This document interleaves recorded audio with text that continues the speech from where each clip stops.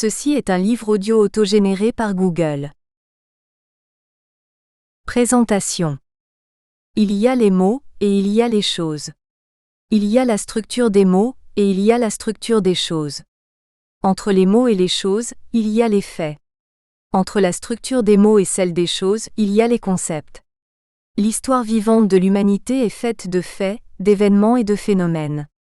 L'histoire intellectuelle de l'humanité se fait avec des mots rendant compte des faits et événements, mais elle se structure et se poursuit dans le temps avec des concepts analysant et expliquant les phénomènes. Les mots vont donc aux faits et événements, les concepts aux phénomènes. Les mots sont des unités libres, les concepts sont des totalités structurelles. Les mots passent, les concepts restent et s'inscrivent dans le temps long. Plus un concept a la vie dure, plus il témoigne a priori d'une vérité historique forte et dont les éléments d'illustration ou de confirmation ne cessent de s'accumuler et de se renforcer dans le temps, sous nos yeux et à travers les moindres et plus courantes manifestations de notre vie quotidienne. Il y a donc les mots et les choses, comme disait mon cher ami Michel Foucault, mais il y a aussi les concepts et les phénomènes. Entre les mots et les concepts, la différence se situe dans le volume discursif et dans la portée critique et analytique. Un concept est un mot, mais tout mot n'est pas un concept. Cette nuance forte mérite d'être relevée car le travail intellectuel reste un exercice hautement marqué du sceau formel de la rigueur dans le raisonnement et dans l'argumentation, comme la science dans la clarté de ses procédés et investigations et dans la fiabilité de ses lois et découvertes. Les mots rendent compte ou permettent de rendre compte des histoires dans l'histoire. En cela, ils sont des notions, alors que les concepts, eux, renvoient dans leur constitution, leur sens et leur portée à cette grande histoire elle-même, cette histoire qui fait figure de temps singulier dans le temps. La différence se comprend un peu dans la comparaison entre un dictionnaire de langues et un dictionnaire ou un lexique spécialisé. Il y a alors les mots tout court, entre leurs variantes contextuelles et leurs indications propres, les notions qui sont d'usage courant mais précis, et les concepts qui prennent pied et leur pied dans le temps de l'histoire. Et dans cette famille des concepts, il y a concept et concept. Le grand et le petit. Un concept, qu'il soit grand ou petit, ne fait pas plus d'une décennie révolue sans être remis en question. Les petits concepts sont des grandes notions. Les grands concepts sont, eux, des structures intellectuelles, des paradigmes critiques dont le temps de structuration historique passe par d'innombrables idées mais dont la construction étymologique, sémantique et analytique se trouve liée à une époque précise de l'histoire humaine. Un concept bien conçu porte pendant au moins une décennie entière l'envergure d'un paradigme critique. Ensuite, il se transforme en un déterminant idéologique car créant un cadre de convergence d'idées répondant d'une logique forte et formellement établie. Enfin, il devient universel. Il y en a très peu dans l'histoire humaine. Du point de vue de l'évolution des sociétés humaines, le concept jusqu'ici le plus fort et universellement établi ou produit reste sans aucun doute celui de modernité. Concept pour concept, aucun concept n'a jusqu'ici eu autant de portée critique dans toute l'histoire des idées que celui de modernité. En témoigne l'éventail des travaux intellectuels produits par la philosophie allemande entre la fin du XIXe et la première moitié du XXe siècle, autour du phénomène de la modernité. Mieux, ne parle-t-on pas de l'ère moderne pour situer l'état historique global de notre temps depuis la Grande Révolution française de 1789 ? C'est dire toute l'envergure de ce concept comme phénomène historique, et comme cadre analytique de toute l'histoire contemporaine. Au-delà de sa dimension paradigmatique et universaliste, la longévité historique d'un concept phénoménal lui donne au fil du temps une portée historiciste. C'est en arrivant à ce niveau d'expansion que le concept en question, au même titre que le phénomène auquel il renvoie, porte en lui-même une certaine envergure historiciste. Il devient ainsi un massif historique, une station universelle de l'évolution linéaire ou progressive des sociétés humaines. Des concepts comme la modernité, le développement, la démocratie, entre autres, sont de ce calibre. À cette liste restreinte et très sélective, on peut ajouter le concept de libéralisme, mais également celui de capitalisme. Ce que ces concepts phénoménaux et universels ont en commun, c'est qu'au-delà de leur nature propre, ils portent chacun une certaine logique d'idées. Une idéologie. Le propre d'une idéologie universaliste est dans son historicisme. Cette étape d'historicisation est l'ultime phase de l'expansion de tout phénomène historique pouvant être considéré. À cette étape précise, le concept qui correspond au phénomène historique en question devient un paramètre à la fois global et général de mesure ou d'évaluation de l'évolution des sociétés humaines dans leur singularité, mais également en tant qu'ensemble unitaire appartenant à l'ensemble total que constitue l'humanité, entre ses peuples, ses sociétés et ses pays. En exemple, il est possible et couramment effectuer un classement mondial des pays suivant chacun de ces phénomènes identifiés. On connaît ainsi les pays les plus et les moins développés, démocratiques, modernes, etc. du monde. De la même manière, devrait-on pouvoir connaître et classer, suivant des indicateurs clairement définis, les pays les plus libéraux et même les plus capitalistes. Ceci pour également dire que le libéralisme et le capitalisme ont tous les deux atteint à notre époque l'envergure d'un universalisme historiciste ou alors qu'ils portent en eux un historicisme de type universaliste. Ces concepts forts et massifs ont un lien analytique très étroit les uns avec les autres. Pour autant, ils sont différents ou distincts dans leur signification comme dans leur nature propre. On aurait tendance par exemple à considérer que la différence entre la modernité et le développement ne tient qu'à une toute petite nuance sémantique ou conceptuelle ou théorique. Ce qui est erroné. On penserait la même chose du libéralisme et du capitalisme. Raison pour laquelle aujourd'hui il demeure toute une confusion dans l'analyse de l'économie politique, et plus largement de l'évolution économique et politique du monde et des sociétés humaines qui le peuplent.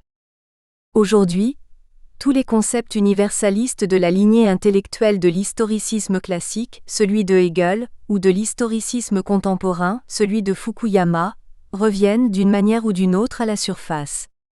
Si l'on isole la démocratie, qui consacre un historicisme singulier mais qui a une vocation universelle, il ne va plus rester que deux formes fortes d'orientation universaliste à la hauteur de l'histoire humaine. La doctrine libérale de l'individu et la doctrine sociale de la communauté, de la société ou de l'humanisme. Tout le cheminement historique du monde humain est ainsi à scruter au regard de ces trois paramètres critiques. La démocratie ou l'égalité des libertés, la liberté individuelle comme déterminant central de l'épanouissement humain, la solidarité humaine comme principe d'unité, de justice et d'humanité sociale. L'histoire humaine a ceci de caractériel qu'autour de ces trois paradigmes forts, elle se laisse porter par le temps et le complexe conceptuel qui discursivement, la structure en tant qu'époque historique.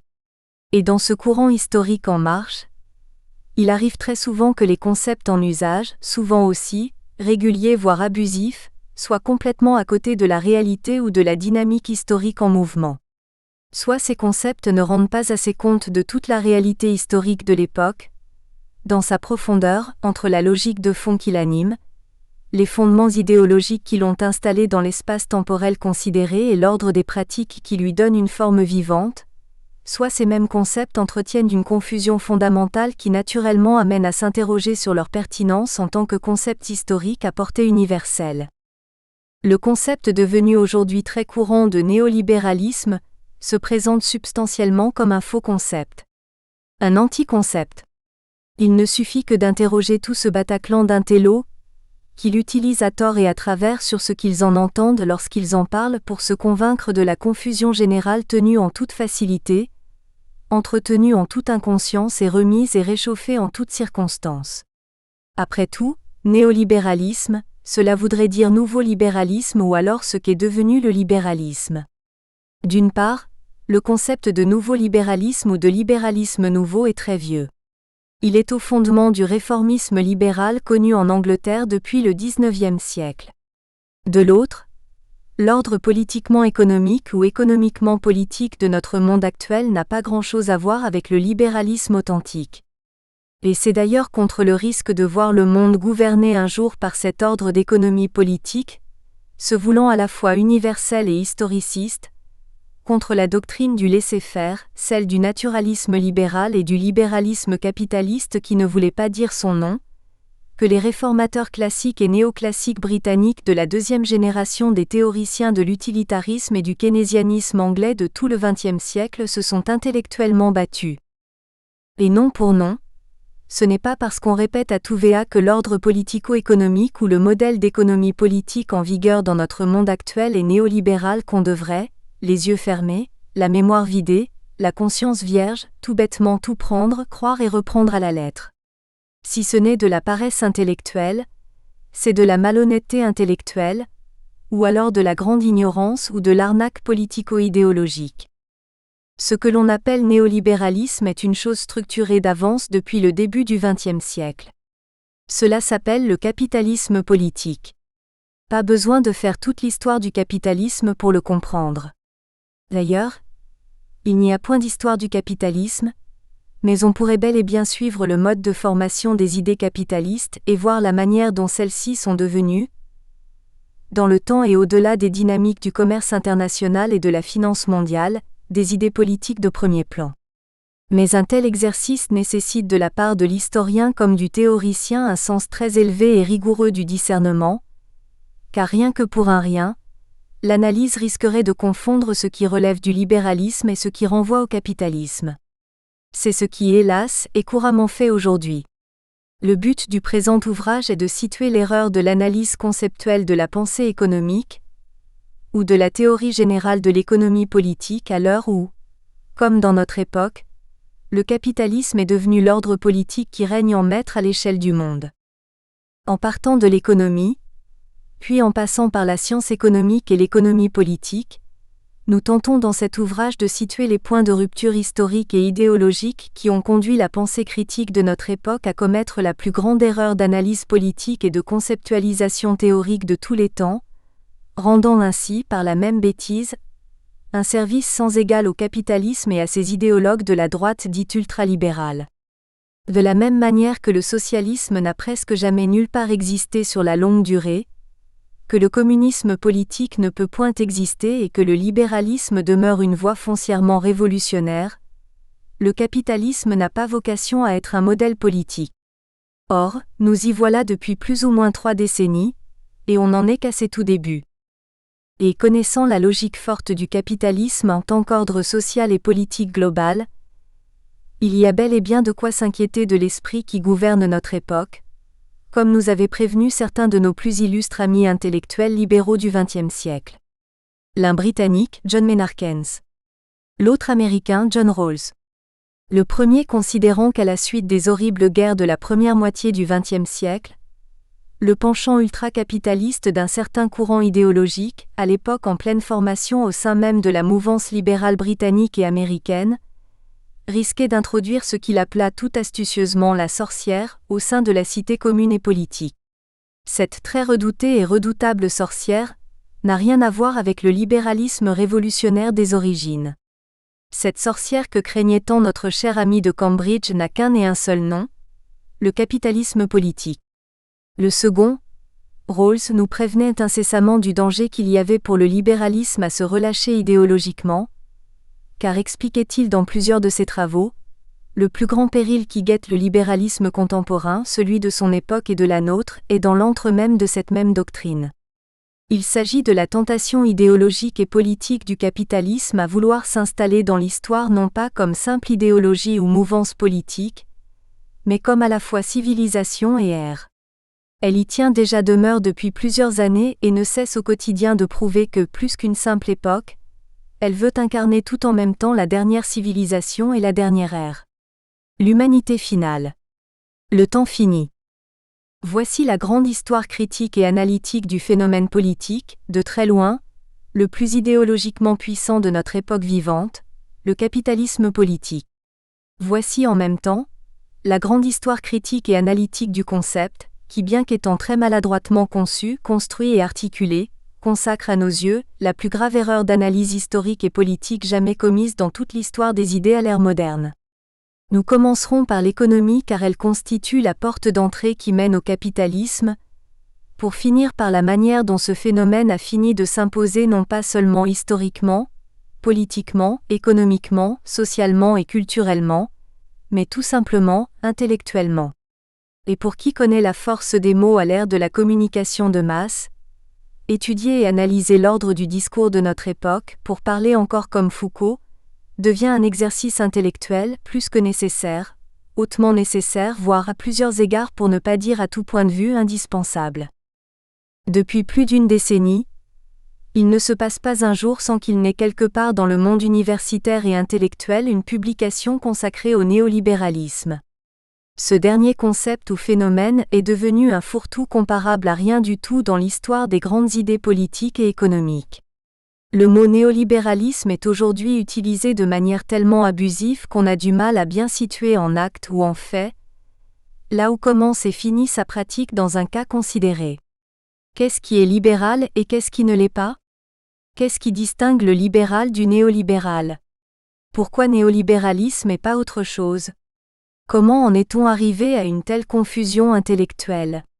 Je ne suis certainement pas le premier à me poser de telles questions, mais pour quelqu'un comme moi, qui n'est politiquement ni libéral ni antilibéral d'obédience politique, je suis jusqu'ici sidéré par la légèreté avec laquelle des penseurs de renom, des théoriciens de référence et des analystes de métier utilisent abusivement ce mot de néolibéralisme, sans jamais prendre ni le temps ni le soin de le déconstruire au préalable.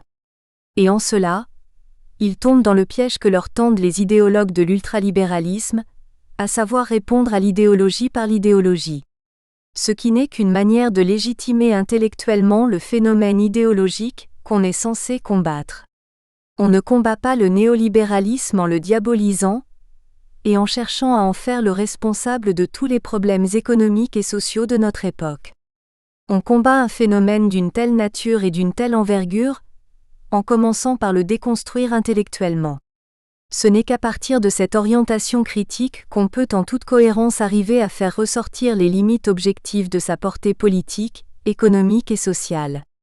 Le but de cet ouvrage est de contribuer à ce travail, plus que nécessaire, indispensable de déconstruction du néolibéralisme. Au-delà de l'histoire de cette doctrine qui fait figure d'ordre politique dominant à notre époque, ce livre va jusqu'à remettre en question le mot devenu très courant dans l'analyse politique et économique, de néolibéralisme. Pour autant, je le répète, je ne suis politiquement ni pro ni antilibéral, ni pro ou anticapitaliste. Politiquement, je ne suis qu'un démocrate radical, tout le reste me paraissant relatif et à fortement relativiser. Le présent ouvrage consacre, sous un certain angle de vue ou de lecture, 2 essais distincts sur le néolibéralisme. Le premier traite des 3 grands schismes de l'économie moderne qui ont conduit à ce phénomène du capitalisme politique, et à son instauration suprême et hégémonique à l'échelle mondiale en tant qu'ordre politique, modèle d'économie politique, système social global et même matrice d'une civilisation en marche. C'est le récit du néolibéralisme ou du capitalisme politique, mais conçu et présenté d'une manière critique et analytique plutôt que d'une manière descriptive, comme c'est couramment le cas. À la suite de ce nouveau récit du néolibéralisme, je présente un opuscule qui fait figure de conclusion, mais qui a l'envergure d'un essai. C'est la raison pour laquelle je considère que le présent ouvrage se compose de 2 essais. Dans cette conclusion essai ou cet opuscule essai, il est question de la manière intellectuelle de déconstruire le capitalisme politique pour mieux le désarmer idéologiquement et le combattre politiquement, sans verser dans un anticapitalisme de principe et de rigueur ou dans un gauchisme aveugle et archaïque. Le premier essai, qui traite des 3 grands schismes de l'économie moderne, livre ma version analytique des faits ayant mené à la transformation politique du capitalisme, en partant de la science économique et de l'économie politique et en passant par le libéralisme politique et économique. L'opuscule essai, qui lui fait suite, consacre de ma part une réflexion sur la manière de sortir de ce grand récit du capitalisme politique pour laisser circuler le temps et l'histoire. Ce capitalisme politique a beau être puissant et solidement installé comme ordre de gouvernance politique, économique et sociale des sociétés contemporaines, il n'aura jamais ni la légitimité ni la souveraineté de régner universellement sur le monde, et éternellement sur ce qu'il reste de l'histoire de l'humanité. Il a beau être puissant et dominant, il n'empêche qu'il entretient en lui des contradictions qui témoignent de ses faiblesses ou failles et qui apportent la preuve qu'il peut être combattu non pas dans le but de l'éliminer complètement ou définitivement, ce qui me paraît à la fois impossible et inutile, mais dans le but de le limiter strictement à sa dimension commerciale et d'empêcher qu'il ne devienne davantage politique. Ce qu'il faut combattre dans le capitalisme contemporain, c'est son expansion politique. Et pour mener ce combat historique et révolutionnaire, il faut d'abord savoir situer les enjeux en question, identifier les défis à relever et réfléchir à la manière de le déconstruire intellectuellement, de l'aborder stratégiquement pour pouvoir l'affronter politiquement et le remettre à sa juste place de simple composante ou déterminant commercial du modèle libéral d'économie politique. Ce livre est une contribution à ce combat qui est de nature autre et d'envergure bien plus large ou grande que celui que mène la gauche politique contre le capitalisme. Ce combat dans lequel s'inscrit le présent ouvrage est un combat pour la reconquête de la politique et de l'histoire que le capitalisme contemporain semble avoir fini de s'accaparer et de s'approprier, décrétant tout dangereusement qu'il est non seulement le seul ordre systémique et global de notre époque, mais également et surtout celui de toute l'histoire du présent et des temps et époques à venir. Les trois grands schismes de l'économie moderne. S'il y a une discipline académique qui, tout paradoxalement, souffre de la mondialisation libérale, c'est bien la science économique. La science économique vit depuis plus de 2 décennies un bouleversement sans précédent dans son histoire. Elle traverse une période d'une agitation telle qu'on se demande aujourd'hui comment elle pourrait y survivre. Cette discipline, qui s'est clairement détachée de l'économie politique dans la deuxième moitié du XIXe siècle et qui jusqu'aux années 1970 semblait bien maîtriser son objet, est aujourd'hui en pleine déperdition. De nos jours, aucun économiste ne peut en toute objectivité prétendre se reconnaître intégralement dans cette discipline. Pris entre 3 objets qui tous semblent lui filer entre les doigts, la science économique semble ne plus pouvoir faire valoir une quelconque approche propre, un quelconque modèle spécifique. Au passage, les 3 objets en question sont la politique économique, l'économie réelle et la finance. Pourtant, tout au long de la première moitié du XXe siècle, la science économique a travaillé tout brillamment à produire des modèles actifs ou pratiques autant au niveau global que sectoriel de l'économie. Aujourd'hui, l'économiste semble être comme passé du statut de spécialiste à celui de généraliste. Il peut désormais parler tout à la fois de l'économie politique, de l'économie réelle et de la finance sans maîtriser grand-chose ou en tout cas sans être convaincant ou rassurant ni sur l'un, ni sur l'autre de ces domaines distincts. De tout et de rien, la science économique. On dirait une science sans objet. Une nouvelle philosophie mais sans aucune forme de sagesse. Il n'y a plus de modèle économique qui tienne. Ni pour l'offre ni pour la demande. L'économie de la demande, qui a fait l'âge d'or du libéralisme économique et qui a permis l'essor de la société de consommation, est malmenée depuis plus de 3 décennies par celle de l'offre. Cet état de fait a eu pour effet le dysfonctionnement de tous les équilibres des sphères constitutives de l'économie réelle, dont la science économique faisait son objet principal, au-delà de l'économie politique. Le passage de l'économie politique à la science économique s'est d'abord fait au niveau intellectuel, ensuite au niveau idéologique et académique, et enfin au niveau politique. Le niveau intellectuel va du dernier quart du XVIIIe siècle à la fin du XIXe siècle. Le niveau idéologique et académique va de la fin de cette dernière période au lendemain de la Deuxième Guerre mondiale. Le niveau politique va des années 1980 à nos jours. L'idéologie est en vérité entre les 2 derniers niveaux historiques, ici considérés. Elle est devenue globalement politique et sociopolitique dans la deuxième moitié du XIXe siècle, principalement en réaction à l'essor du marxisme politique. Le succès des idées marxistes et la formation d'une classe prolétaire organique et fortement politisée a eu un effet troublant dans les rangs des libéraux de l'époque. La réplique a été un enfermement catégorique dans un conservatisme qui n'a rien de proprement libéral. Tout en se réclamant du marginalisme économique, les libéraux orthodoxes de l'époque se mirent à concocter dans l'ombre un plan de revanche et de reconquête. Ce plan n'entrera en vigueur qu'au début du dernier quart du siècle précédent. Il lui suffira de moins de 2 décennies pour faire émerger un ordre politique historique et universel. Ordre qui aujourd'hui constitue la base du logiciel administratif de toute l'économie politique à l'échelle planétaire. S'il fallait donner un fait, un seul, illustratif de l'enlisement chronique autant de l'économie mondiale que de l'analyse économique qui lui est consacrée, c'est bien l'amalgame qui demeure entre la crise économique et celle financière. On confond très souvent ces deux phénomènes qui pourtant, bien qu'indissociables, restent distincts et différents. Le monde actuel vit une crise économique, mais toute crise économique n'est pas une crise de la finance. Toute crise financière durable devient une crise économique, mais l'inverse n'est pas aussi direct ou automatique. C'est dire à quel point la finance a pris ses distances de l'économie réelle, tout en veillant à pouvoir agir à sa guise sur celle-ci. On parle de crise économique pour évoquer de manière générale la crise de l'économie réelle à l'échelle d'un pays considéré, ou d'un groupe déterminé de pays ou alors du monde. Mais à chaque crise économique son déterminant financier, comme à chaque progrès de l'économie réelle son atout financier. Autrement dit, l'économie réelle est devenue pleinement dépendante de la finance. C'est à cause de celle-ci qu'elle pourrait s'effondrer et c'est aussi grâce à celle-ci qu'elle pourrait se relever et se relancer. Seulement, le hiatus entre la finance et l'économie est devenu réel, visible, vivant et pleinement assumé par ceux qui l'ont créé. L'histoire à raconter et à analyser dans cet ouvrage est une histoire à trois acteurs. La finance, la science économique, l'économie politique. Dans la pensée classique et même néoclassique de l'économie, ces trois éléments n'ont jamais été dissociés, mais dans la réalité quotidienne et vivante de notre époque, ils sont devenus complètement séparés. Mieux, tout rapprochement entre ceux-ci ne serait désormais conçu qu'en termes de rapport de pouvoir voire de force. La dissociation entre le capital, le travail et la richesse consacre le premier acte de ce que nous considérons ici comme le grand schisme de la science économique. Karl Marx a été le premier à l'avoir senti. Mais aujourd'hui, plus d'un siècle et 3 décennies après lui, l'histoire donne entièrement raison à sa légendaire critique du capitalisme.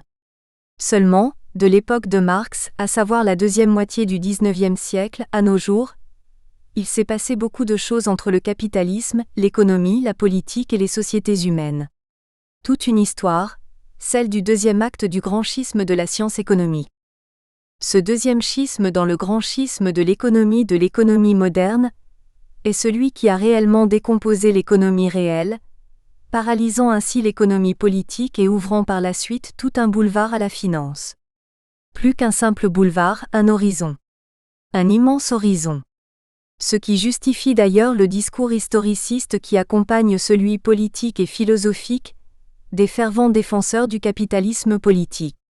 C'est là où se situe la plus grande erreur stratégique jamais commise dans toute l'histoire de l'économie mondiale.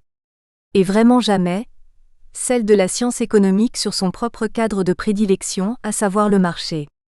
Le dernier schisme dans le grand schisme de l'économie est fondamentalement sociologique. Il répond d'un expansionnisme libéral, organisé de manière très astucieuse et imposé tout dogmatiquement et stratégiquement par les idéologues anglo-saxons du capitalisme politique au reste du monde. Ce schisme consacre la dernière touche devant accomplir l'historicisation du capitalisme. Contrairement à ce que pensait Lénine, l'expansion du capitalisme a été réalisée d'une manière plus mystique qu'impérialiste, plus doucereuse que violente, plus intelligente que brutale. Nous allons réfléchir tour à tour à ces trois disjonctions que l'on peut considérer respectivement d'épistémologique, d'idéologico-politique et de sociologique. Du grand schisme scientifique ou épistémologique, existe-t-il encore une science économique en dehors de la finance ? Se poser la question de savoir s'il existe encore une science économique, c'est mener une réflexion épistémologique sur l'économie elle-même, et sur la manière dont elle est comprise par la science économique, et en conséquence pratiquée du point de vue de l'économie politique. Petite précision au passage. Il ne faut pas confondre économie politique et économie publique. L'économie politique consacre l'ensemble du système économique en vigueur dans un espace considéré, alors que l'économie publique ne renvoie qu'à la petite sphère économique, marginale et de plus en plus réduite, réservée à l'État. D'ailleurs, il y a de quoi se demander si l'État a encore de réelles prérogatives économiques. En partant de la simple définition selon laquelle l'activité économique consiste à faire le mieux de ce dont on dispose, on ne saurait contourner les questions de savoir qui peut bien être ce on, de quoi dispose-t-il et qu'entend-on par mieux. Tout un exercice épistémologique et technique appliqué à l'une des sciences les plus controversées de l'ère moderne, entre son objet, ses méthodes et les pratiques générales qui répondent d'elles ou qui lui sont associées. Nous considérons que la première grande rupture expliquant le dysfonctionnement actuel de la science économique, et corrélativement de l'économie réelle, est de nature épistémologique. L'épistémologie renvoie à la critique scientifique des sciences. En cela, elle reste une composante essentielle et centrale de toute science. Elle se présente comme un logiciel d'évaluation du niveau de scientificité d'un cadre disciplinaire se revendiquant de la science. Elle prend en considération deux paramètres, l'objet et l'approche méthodologique de la discipline considérée. L'objet, c'est ce qui est étudié, l'approche méthodologique, c'est la manière de l'étudier. Entre la pensée classique et néoclassique et celle contemporaine, l'objet de l'économie est passé d'un phénomène scientifique et social à un phénomène idéologique et politique. Quant à la méthode, jusqu'aux années 1940, elle n'avait encore pour référence que les sciences exactes. Aujourd'hui, elle est fortement plus orientée vers une pensée politique ayant l'allure d'une idéologie au sens pur et strict du terme que simplement vers la science. La science économique a toujours voulu se montrer plus scientifique que ne le permettait la nature de son objet. Pourtant des classiques à nos jours, la plupart des économistes n'ont eu de cesse de rappeler voire d'insister sur le caractère vivant de l'objet de leur discipline. On se souvient du père de l'économie moderne, Adam Smith, précisant que du fait de la place de l'économie dans les sociétés humaines, l'économiste se doit de s'ouvrir à une multitude de disciplines. Cette conception de l'économie est jusqu'ici très largement partagée par les économistes. Pour autant, cela n'exclut nullement l'importance du fait qu'ils aient tenté depuis toujours d'inscrire leur discipline dans un régime de scientificité ayant pour référence les sciences exactes, notamment la physique, plutôt que les sciences sociales. Une telle tentative n'a rien de scandaleux, elle me paraît même tout à fait logique et légitime. En effet, toute discipline scientifique se doit de travailler en permanence à renforcer sa scientificité. La science est comme un idéal, elle ne saurait consacrer une forme ou une autre de perfection, cela est valable aussi bien pour les sciences exactes que pour les autres. Aucune science, quelle qu'elle soit, ne saurait faire l'économie de s'auto-évaluer épistémologiquement en permanence. Et cela, dans le seul et unique but de se rendre infiniment plus scientifique. On peut se rappeler la très célèbre maxime d'Émile Durkheim, le père de la sociologie française, qui recommandait aux sociologues d'étudier les faits sociaux comme des choses. À côté d'un tel principe destiné à pousser la science sociale par excellence, en l'occurrence la sociologie, jusqu'à son niveau le plus élevé de scientificité, le fantasme scientiste des économistes me paraît absolument justifié ou en tout cas pas si scandaleux que cela. Mais, entre tendre infiniment vers la science et y aller au risque de défigurer son objet propre, il y a une différence. Et c'est cette deuxième option que semble avoir pris la science économique. Celle de refonder du point de vue épistémologique son objet en dehors de ce qui fait sa nature propre, en tant qu'objet d'une science sociale se voulant appliquer selon l'approche et la démarche méthodologique des sciences exactes. Si l'aspiration à une méthode répondant scientifiquement de la nature de l'objet est partagée par toutes les sciences, des plus ou moins exactes, la nature de l'objet, elle, reste toujours pour toute science considérée, en dehors de la catégorie des sciences exactes, très problématique. Or, les sciences sociales, dont fait partie la science économique, ont toujours été et seront toujours d'ailleurs traversées par la problématique de l'ambivalence de leur objet, entre l'individu et la société, l'individuel et le collectif. Cela ne présume en rien l'idée que ces dites sciences de l'homme et de la société manquent de fiabilité scientifique. Cela renvoie simplement au fait que leurs divers objets sont vivants et donc en permanence en mouvement. Ce même problème de l'objet vivant et changeant ou évoluant traverse tout autant la sociologie, la science politique, la science économique que les sciences naturelles.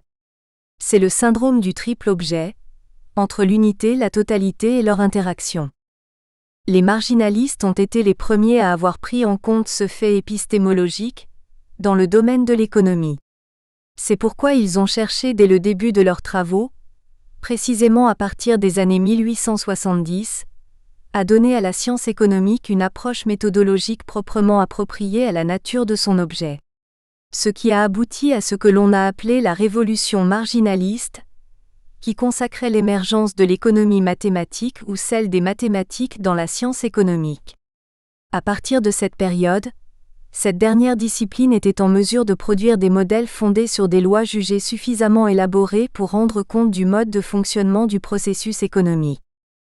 C'est à la suite de l'essor de l'économie marginaliste que la science économique a réellement commencé à remettre en question l'économie politique et à prendre ses distances avec ce qui, à ses yeux, répondait de moins en moins de son cadre disciplinaire. Il faudrait préciser au passage que la rupture entre l'économie politique et la science économique n'a pas été déclarée de manière formelle, mais qu'à l'époque de la révolution marginaliste, le discours libéral sur le rôle économique de l'État était déjà assez clair. De John Locke au néoclassique, en passant par les autres classiques, l'autorité politique n'avait pour les libéraux rien à faire dans la sphère économique. Elle n'avait à se mêler d'aucun des compartiments et des mécanismes fonctionnels et formels de celle-ci. L'idée même d'économie politique paraissait déjà bien maladroite aux yeux de bon nombre de libéraux depuis les tout débuts de la pensée libérale, mais c'est parce que les classiques raisonnaient en termes de commerce plutôt que de marché, que leur hostilité à l'interventionnisme économique de l'État était moins vive et ouverte que celle de leurs successeurs. C'est surtout avec le courant libéral français de la première moitié du XIXe siècle que cette hostilité vis-à-vis de l'économie politique se montra de manière plus réelle et soutenue. En vérité, depuis le XIXe siècle, les libéraux orthodoxes n'ont jamais pris le soin de relever la nuance voire la différence entre l'économie politique et l'économie publique. Ils ont toujours considéré le politique comme une sorte de synonyme du public. La notion ou le terme politique renvoyait tout instinctivement dans leur conscience critique au pouvoir exécutif et à son autorité. Or, depuis Locke, les adeptes du libéralisme, en dehors de quelques rares penseurs qui avaient toujours conscience des limites de la liberté libérale de leur doctrine et qui, en conséquence, se voulaient réformateurs plutôt que conservateurs, développent ouvertement un mépris catégorique à l'égard de l'État et de tout ce qui pouvait lui être associé. Les libéraux, toutes mouvances considérées, soutiennent que si l'État ou la politique a une fonction, du point de vue économique, c'est de se mettre au service de l'ordre libéral global. Déjà que leur discipline n'avait pas encore bâti son édifice scientifique ou sa scientificité, les économistes libéraux étaient tout catégoriquement hostiles à la toute simplette formule d'économie politique. Mais ce n'est que vers la fin du XIXe siècle que leur vinrent les bons arguments pour afficher tout ouvertement leur rupture d'avec l'économie politique. Obnubilés par les travaux de Léon Walras, Karl Menger et Stanley Zevon, les économistes orthodoxes se prirent pour des chimistes ou des physiciens. Ils ne voulurent plus entendre parler d'économie politique. Ils revendiquèrent tout majestueusement la capacité objective de leur discipline à modéliser de manière objective et de bout en bout le processus économique, en fermant les yeux sur la nature vivante, sociale et politique de l'objet économique. La révolution marginaliste a été sans doute un fait sans précédent et sans égal dans l'histoire de la science économique. Elle a eu deux effets assez visibles. L'émergence d'une science économique en dehors de l'économie politique, et le développement de celle-ci en tant que science relativement exacte ou intégrant, par le biais de la comptabilité, une certaine dimension mathématique. Il faut dire que jusqu'aux années 1990, nos amis les économistes croyaient en l'exactitude de leur science. Raison pour laquelle, non contente d'avoir pris ses distances vis-à-vis de l'économie politique qu'elle considérait comme étant la matière d'une toute petite calculette de poche, la science économique s'est aussi tout bonnement démarquée des sciences sociales dans leur ensemble. Jusqu'aux années 1970, les rares économistes libéraux qui se reconnaissaient dans les sciences sociales présentaient tout hautement la science économique comme la science sociale majeure. L'économiste américain Paul Samuelson, par exemple, est allé même jusqu'à dire de l'économie que si elle est une science sociale, alors elle est la reine des sciences sociales. Drôle de conception de la science et des sciences. Pourtant les marginalistes, ceux-là même qui ont révolutionné l'analyse économique et qui ont fait émerger la science économique, par-delà le contexte politique et les structures sociales, n'ont jamais rejeté ni l'État ni les autres sciences sociales. Ils ont clairement situé les limites de la science économique et précisé les disciplines qui entraient dans ses contours explicatifs. L'ensemble des sciences humaines et sociales. C'est pourquoi l'amalgame qui est couramment fait entre la pensée néoclassique et le projet politique néolibéral demeure complètement erroné. Certes, les néoclassiques comme les classiques adhéraient tous au libre-échange économique, mais ce sont les marginalistes qui ont théorisé et formalisé cette option en considérant le marché comme étant le cadre central, formel et surtout organisé de la sphère économique. Les marginalistes n'étaient principalement préoccupés que par l'émergence d'une discipline économique, avec un optimum de scientificité, autant du point de vue des sciences exactes que des sciences sociales. Entre le libre-échangisme de la pensée classique, le positivisme des marginalistes et le tout-marché des néoclassiques, l'économie du XXe allait être comme tout naturellement marquée du sceau du libéralisme, c'est-à-dire de l'expansion illimitée du principe de liberté-propriété. D'ailleurs, pour les libéraux orthodoxes, l'économie ne peut être que libérale. Ils reprochent à leurs adversaires socialistes de n'avoir jamais su produire un quelconque modèle systémique de production de richesse. L'économie de ces derniers se résumerait à leurs yeux à un étatisme débordant ainsi qu'à un collectivisme injuste, illégitime et contre-productif. Mais alors, soutiennent encore les libéraux, avant de parler de redistribution ou de partage des richesses, ne faudrait-il pas réfléchir à la manière de produire celles-ci ? Drôle d'interrogation ou d'objection quand on sait que l'économie réelle dans son ensemble, entre production et consommation, offre et demande, est en sabotage général, effectif, assumé et affiché depuis au moins 2 décennies. À partir des néoclassiques, la formule économie politique tendait de plus en plus vers une disparition progressive. Seuls quelques rares libéraux réformateurs l'utilisaient encore, pour évoquer la science économie. Les orthodoxes, nourris de tout l'argumentaire libéral des précurseurs ou classiques, considérèrent de manière catégorique que l'économie n'a rien à voir ni avec la politique ni avec le monde social, et qu'elle restait une science exacte bien que son objet réponde de l'activité productive de l'homme.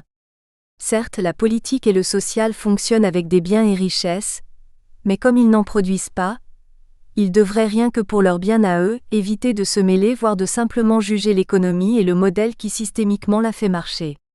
Ce genre de réflexion a émergé vers la fin du XIXe siècle en Angleterre, pour se développer par la suite très rapidement dans les milieux universitaires nord-américains. C'est le sociologue britannique Herbert Spencer qui porta cette idée de l'économie indépendante, et qui la vulgarisa très rapidement dans le monde anglo-saxon entre la toute fin du XIXe siècle et le tout début du XXe siècle. Mais cette idée de l'économie totalement libérale, anti-étatique et antisociale n'a véritablement rien à voir avec l'esprit qui animait les classiques, les marginalistes et même les néoclassiques. La nature libérale de l'économie n'a jamais été remise en question par les diverses générations d'économistes du libre-échange, du libre marché et de la libre concurrence, mais en revanche la relégation de l'État et de la société elle-même n'a jamais fait l'unanimité au sein de la doctrine libérale du XVIIIe siècle à nos jours. En vérité, les marginalistes comme les néoclassiques n'ont jamais été tout hostiles à la présence de l'État dans l'économie. Certes, les néoclassiques, c'est-à-dire Alfred Marshall et ses amis et disciples, ont très fortement soutenu l'économie libérale et cherché à la faire valoir comme le seul modèle moderne d'économie valable, mais ils n'avaient pas, comme les libéraux français du XIXe siècle, comme Spencer et comme les néolibéraux de nos jours, ce mépris affiché vis-à-vis de l'État et de la société. Il en est de même pour les marginalistes qui n'étaient nullement politisés, et qui ne cherchaient rien d'autre qu'à rendre formellement scientifique la science économique. La science économique a connu en partie une double rupture entre la fin du XIXe siècle et le début du XXe siècle, vis-à-vis de l'économie politique et vis-à-vis des autres sciences sociales. Il n'y a qu'à voir aujourd'hui ce qu'est en train de devenir la science politique, entre les sciences de l'administration et les relations internationales, pour saisir de manière réelle les termes de cette rupture. Il est fort probable, si ce n'est déjà fait quelque part dans le monde, que dans les années à venir la philosophie politique classique disparaisse des facultés ou départements universitaires de sciences politiques pour céder sa place à des sections d'études budgétaires, c'est-à-dire de la petite comptabilité grippe-sous que l'on associera à l'économie politique contemporaine ou New Style. Quant aux autres sciences sociales, la science économique a montré depuis longtemps qu'elle ne reconnaissait point leur capacité ou leur légitimité à répondre d'une quelconque dimension de l'économie.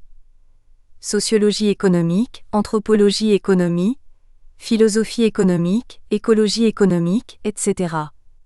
Tout cela n'est ainsi que du collage pseudo-intellectuel et pseudo-académique. Je n'exagère point, tous les universitaires du monde le voient et le vivent. C'est tout un système de pensée, toute une épistémée, pour parler comme mon cher ami Michel Foucault qui aujourd'hui est en total bouleversement. Bientôt la philosophie générale va voir son centre de gravité bouger davantage vers la question du bonheur.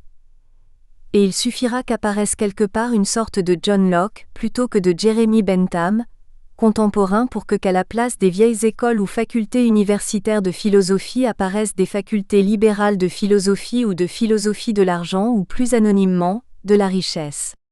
Il y a un nombre inépuisable d'exemples qui pourraient illustrer ce passage stratégique et subreptice au tout libéral dans notre époque. L'ère du grand bazar est en cours. Tout se vend et tout s'achète. Les économistes de l'orthodoxie libérale disent partout et tout naturellement que le marché n'existe pas car à leurs yeux, il est partout, et nulle part. Partout, parce qu'il consacre le seul modèle économique existant, nulle part, parce qu'il se veut opaque et incontrôlable. On dirait une sorte de larve parasitaire. Le marché n'existe pas ? Mais alors, comment le libre-échange pourrait-il se structurer et faire figure de cadre économique central ? À cette dernière question, les libéraux orthodoxes ne répondent jamais directement car ils essaient par tous les moyens de contourner l'importance des structures sociales. Et comme ils n'ont généralement ni pédagogie ni culture générale, ils ramènent tout à l'unité productive. J'en connais même des disciples de Walras ou de Menger qui soutiennent que l'économie est par excellence la sphère du désordre dans l'ombre. Ça alors. On dirait un aveu impertinent, mais très parlant. Les classiques ont introduit les grands thèmes de la pensée économique. Ils ont cherché à faire le tour de la question de l'échange marchand, mais le niveau de développement de l'économie de l'époque ne leur permettait pas d'apporter des solutions aux différentes questions qu'ils se posaient. Tout compte fait, considérant la place du commerce dans la vie économique et sociale, les classiques avaient fini par se convaincre que seul le libre-échange pouvait permettre la richesse des nations et la satisfaction des besoins des individus. Mais c'est à partir du XIXe siècle que les économistes ont commencé à se pencher sur le marché, en tant que lieu par excellence de l'économie moderne. Dès lors le seul principe du libre-échange ne pouvait plus suffire pour rendre compte du modèle économique devant permettre aux nations de prospérer. Il fallait non seulement transposer de manière formelle et structurelle ce principe dans la sphère sociale, mais mieux, en faire le déterminant majeur voire unique du type d'économie à promouvoir.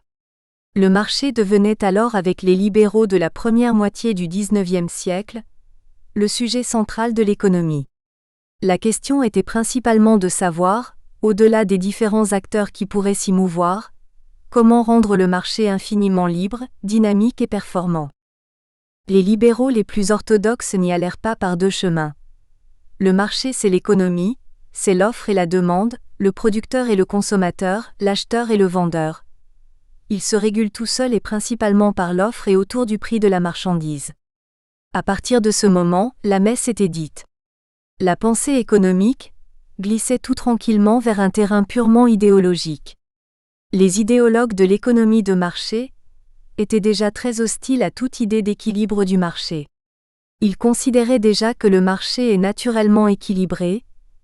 Tout ce qui pourrait par conséquent le rendre déséquilibré résulterait d'une intervention extérieure se donnant la prétention de le réguler, ou de l'équilibrer davantage. Ce rejet de l'équilibre marchand, à travers une action extérieure au marché s'inscrivait dans une logique bien plus idéologique que de réflexion objectivement ou scientifiquement économique. En vérité, l'idée d'équilibre elle-même renvoyait dans l'esprit des libéraux orthodoxes de l'époque à celui politique et socialiste d'égalité. Jean-Baptiste Say, sans pour autant en être bien convaincu, coupa court avec sa fameuse loi des débouchés, toute offre crée sa propre demande. La logique, le marché c'est l'offre. Nous espérons que vous avez apprécié cet aperçu. Pour continuer à écouter ce livre audio sur Google Play Livres, utilisez le lien dans la description de la vidéo.